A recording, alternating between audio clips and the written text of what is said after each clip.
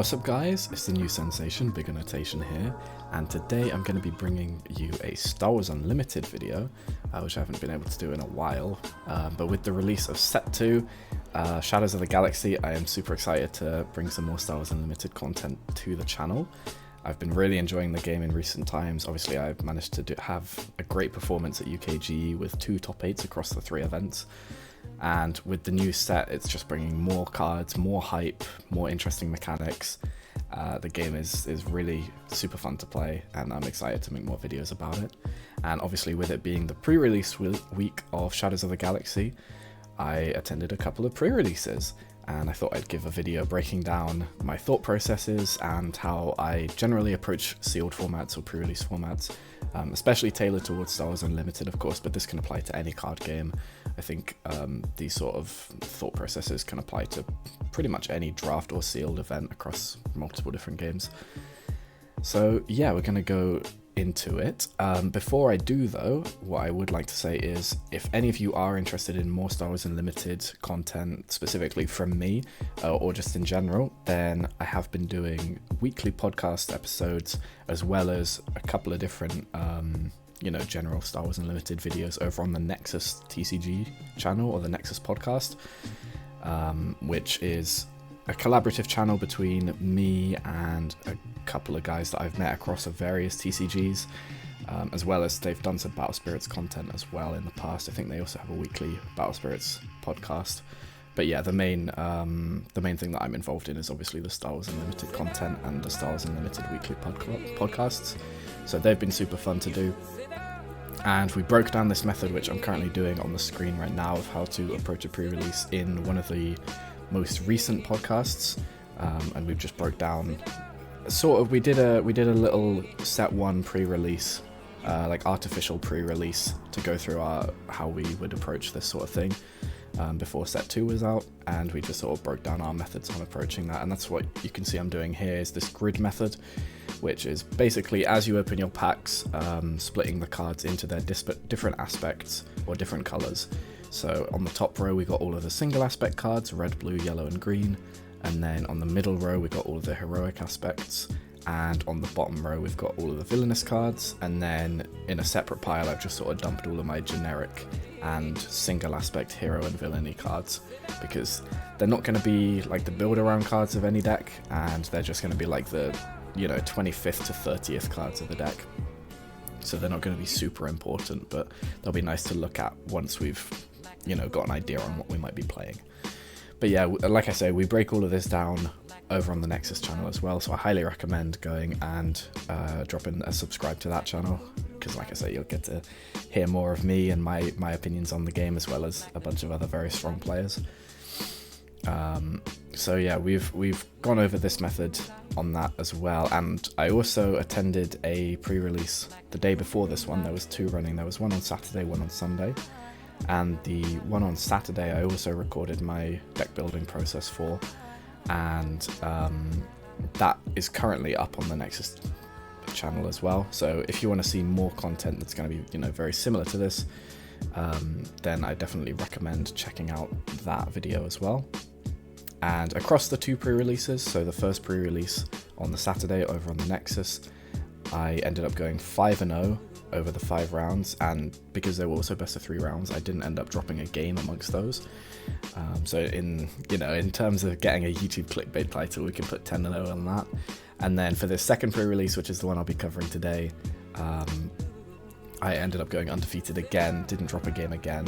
That was just over 4 rounds, it was slightly smaller, but yeah, managed to go undefeated across the whole weekend, which is great. And it shows that this method really does work. Like there is definitely it's not just that I got lucky in one of my pre-release kits, and had like really good sealed pulls. It's the method, and it backs up the theory that this method is really strong. So going into the cards that I've actually pulled here, the first thing I always advise is just looking through the different leader cards that you pulled, because that's going to be the main core of the deck, and the main decision that you have to make is which leader and base to play. Once you've figured out which leader and base to play, you can kind of just pick all of the good and bad cards from the colours that you're playing and put them into a pile. So when it comes to the leaders that I pulled, I ended up obviously with the 2 pre-release leaders that you get to play automatically, which is the Mandalorian and Moff Gideon.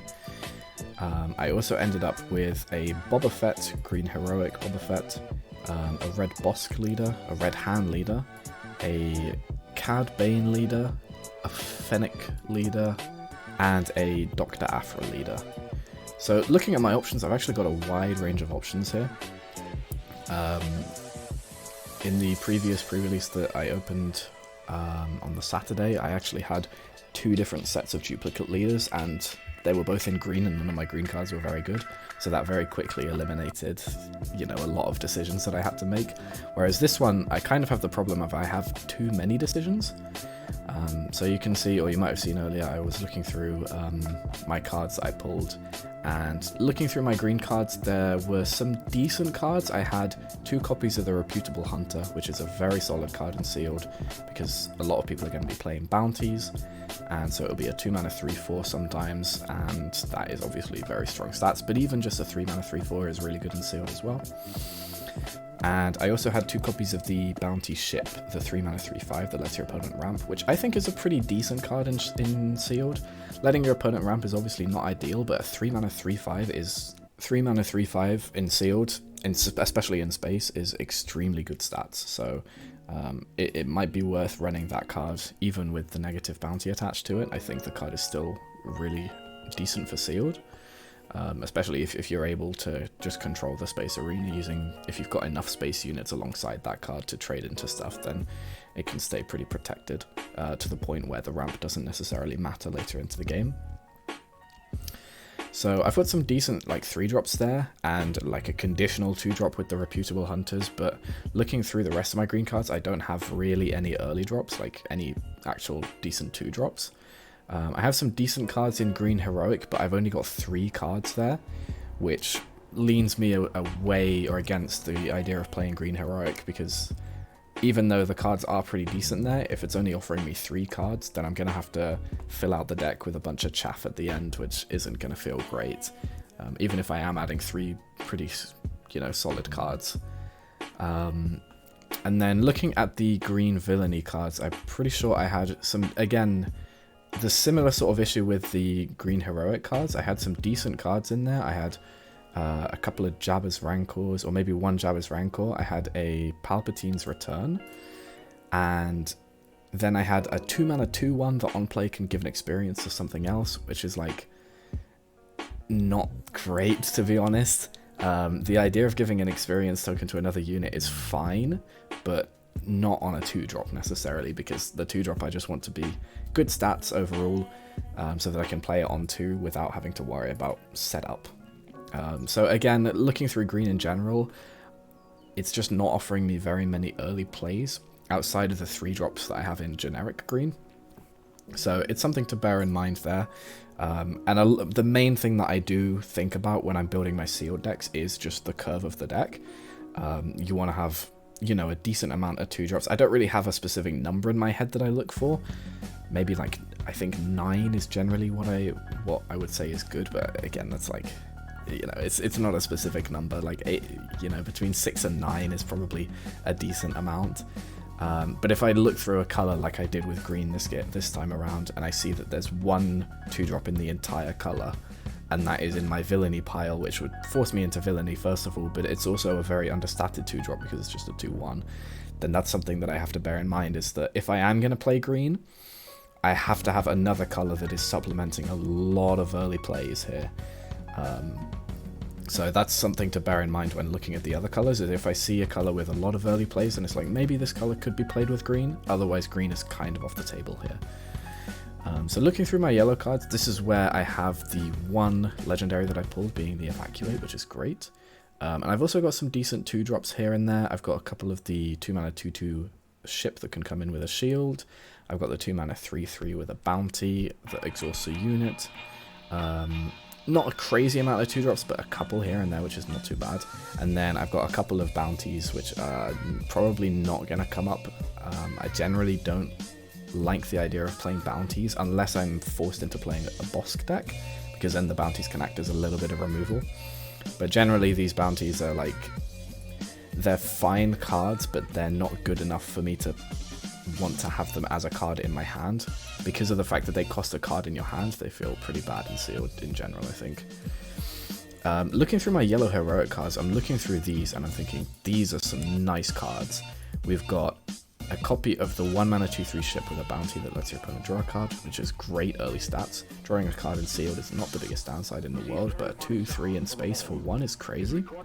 We got 2 at the L337, which is again an amazing card in sealed. Being able to play a 2 mana 2/2 on turn 1 is great, but also the fact that it can smuggle in later.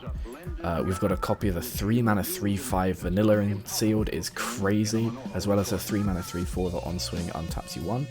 And then we also pulled Kira as our rare, which is, and again, a lovely statted unit, but it can also really mess up the opponent's curve, which is crazy. So I'm really looking at yellow heroic here, and I'm thinking these are some nice cards. I've also got some supplements for my early drops, because yellow's got some, like just the yellow aspect has got some decent early cards, and the yellow heroic has got some decent ones too.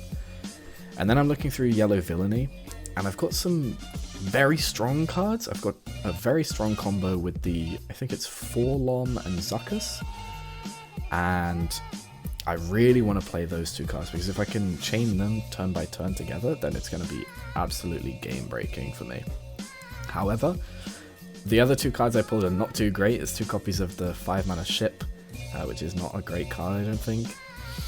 And other than the Forlom and Zuckuss, yellow villainy is not really offering me much. However, just based on the pure power of that combo and the fact I have a couple of early drops in mono yellow, I am still considering it, because also Cad Bane as a leader is pretty strong in sealed.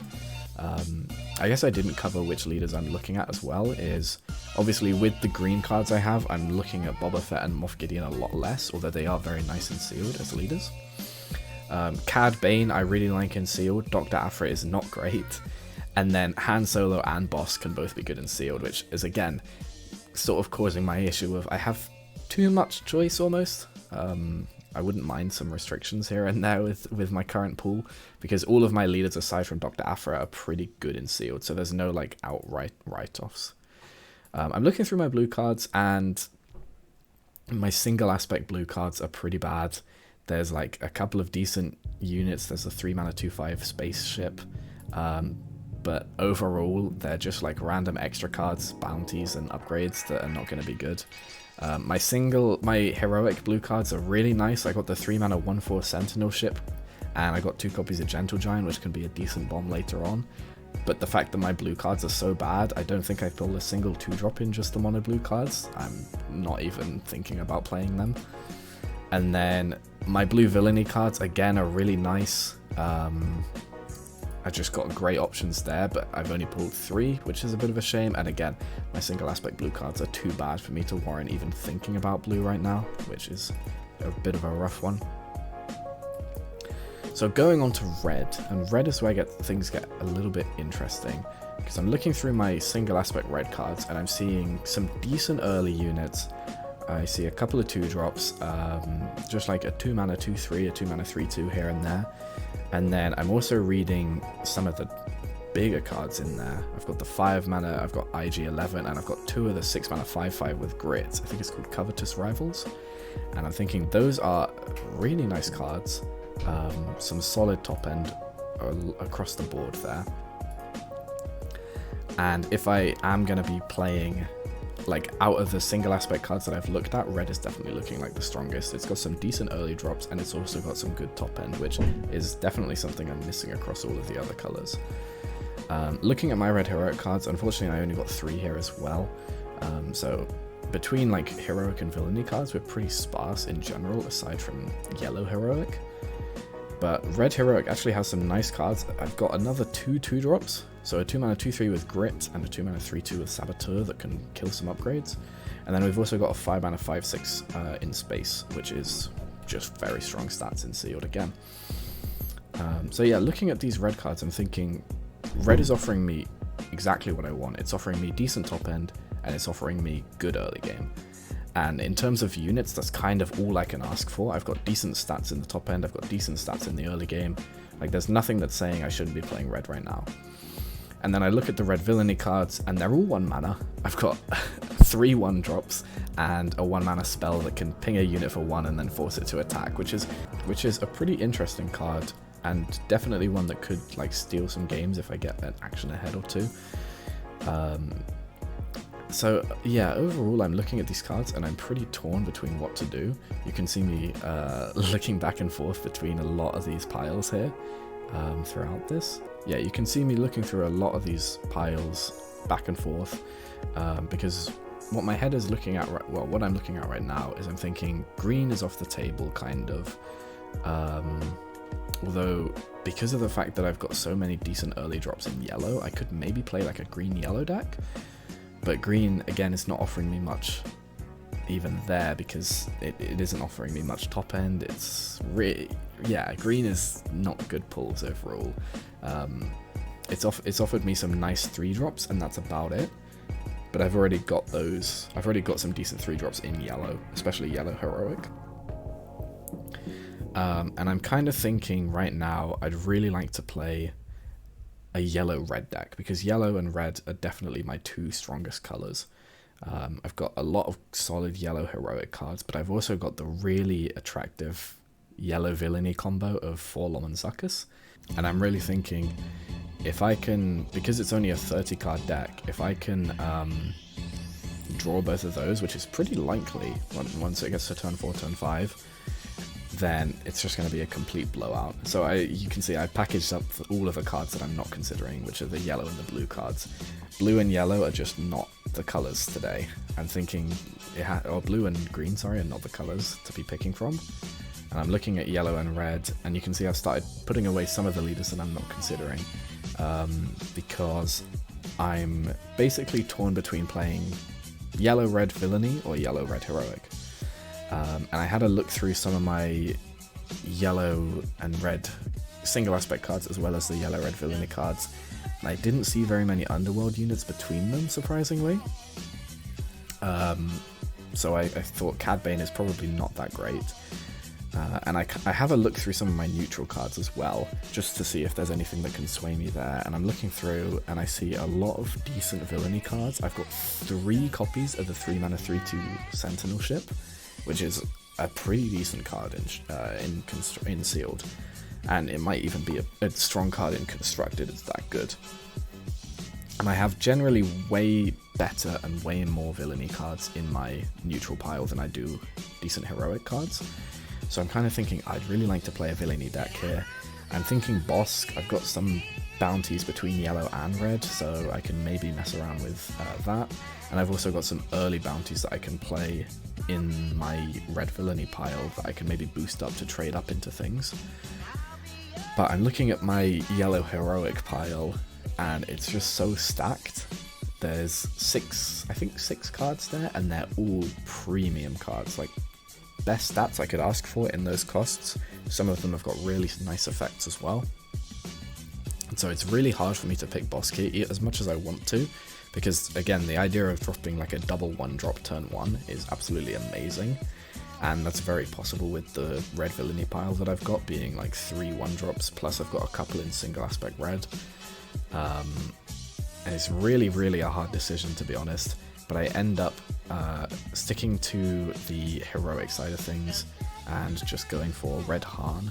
I didn't want to pick the Mandalorian leader because I don't have very many decent upgrades to be playing,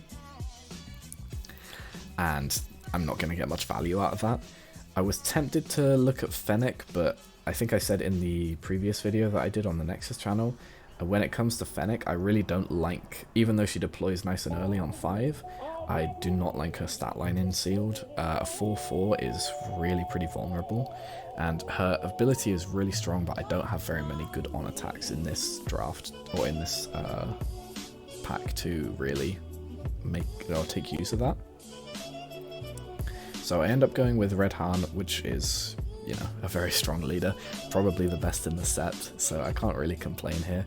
And I go through the process now of separating my red and yellow cards into yes, maybe, and no cards, So I've got a stack here of cards that I know I'm just going to be playing. Like, these are the cards that are making me play yellow and red, making me play heroic, and these are definitely cards that I want in the deck. And I sort these cards out and I look through them and I count, and there's 20 cards there. And I'm thinking, where am I going to find 10 more cards that I can put into this deck? Because the 20 cards are really good, but I've still got 1/3 of my deck to build, and I just don't know where that's going to come from.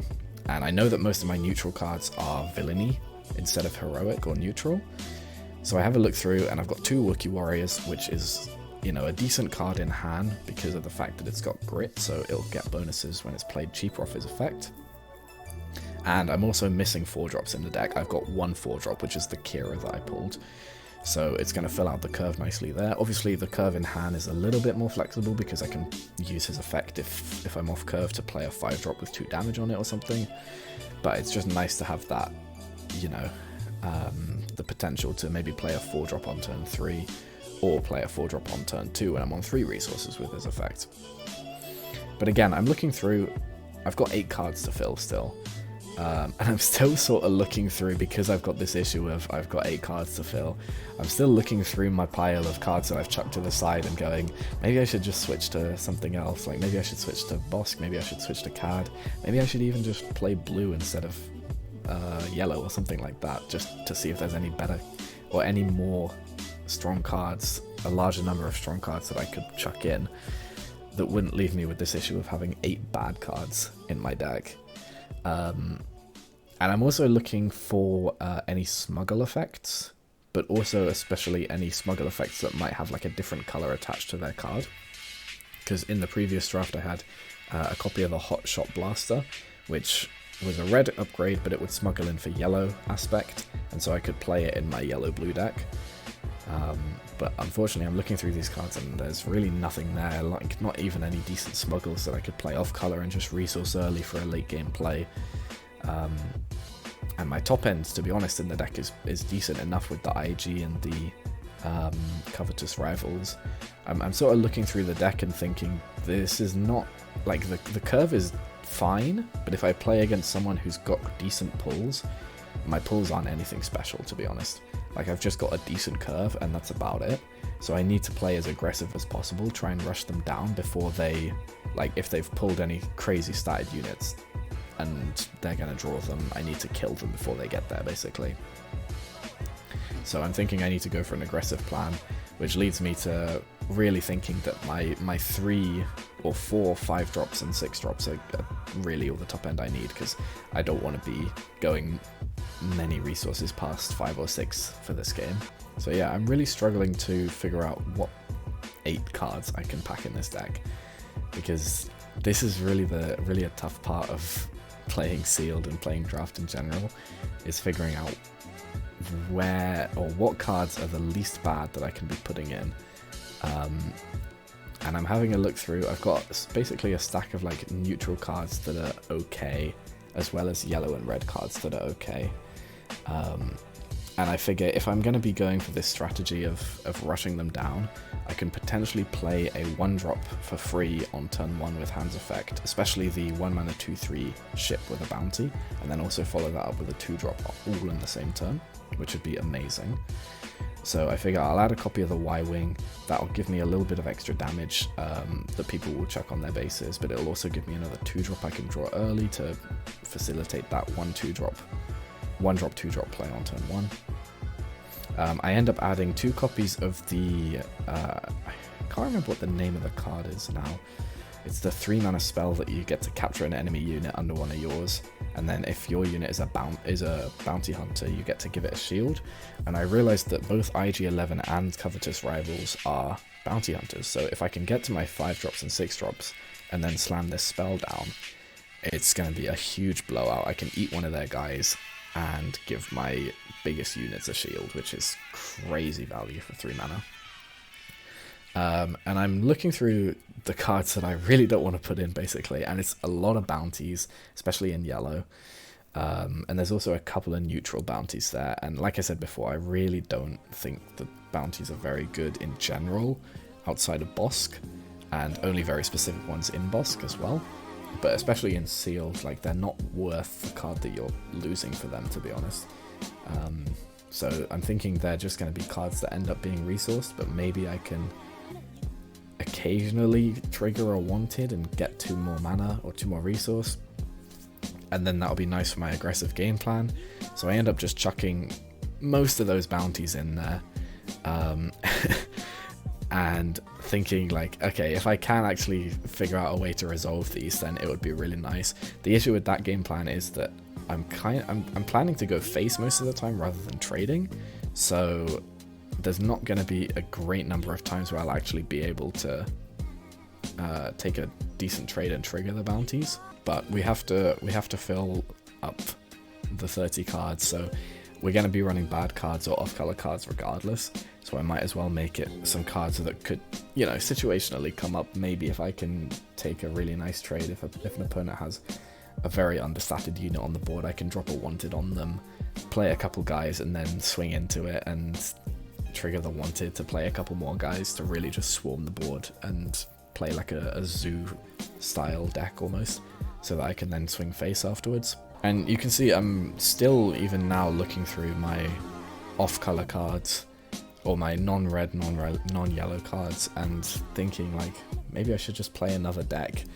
Because to be honest, I was really not confident in this deck. The fact that I only had 20 good cards to put in the deck and a third of my deck was going to be like filler left me feeling pretty bad about the build overall. I had some strong synergies with the fact that I could give, you know, some of my top end a shield, and I have some decent smuggle units here and there, so my late game is not too bad, and my early game is pretty strong because of hands effect, and I've basically built the deck because I have decent early units in these color combinations.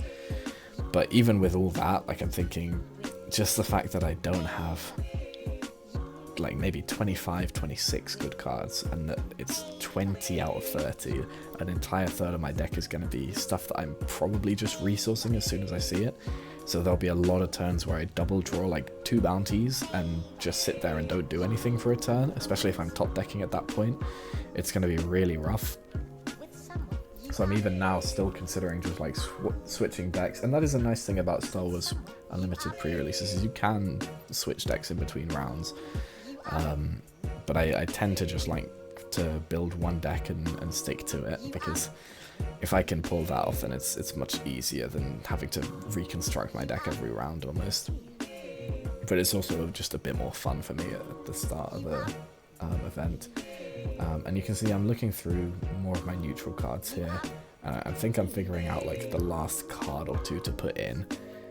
But also just debating my life choices and trying to figure out if there's any other deck that I could build that isn't this red-yellow hand deck with, you know, 8 to 10 bad cards in. So you can see here I end up reading This Is the Way, and this ends up being the last card that I put into the deck, solely for the reason that I can pay 2 for it, and I can search out. I've got 2 Mandalorian units, and I've also obviously added all of these bounties in that are probably going to be a bit useless. So in theory, I can pay 2 for this once it gets a bit later on. If I'm running low on cards, which I am going to be low on cards because of the style of the deck I built, being red hand to go play as many things as I can as early as possible. I'm going to run low on cards, then I can use This Is the Way effectively to search the bad cards out of my deck, searching 2 bounties, or if I get lucky, a Mandalorian unit, a bounty. And it will mean that I don't have to draw them effectively, which ended up working out somehow. Like I say, I did end up going undefeated with the deck, but I didn't feel confident at all going into it, which definitely shows that you know, you can still perform even if you don't feel like your deck is that crazy. But yeah, hopefully that was helpful in terms of deck building in sealed, deck building in pre-release format. Hope everyone has a great time cracking some packs early, and I'll catch you guys in the next one.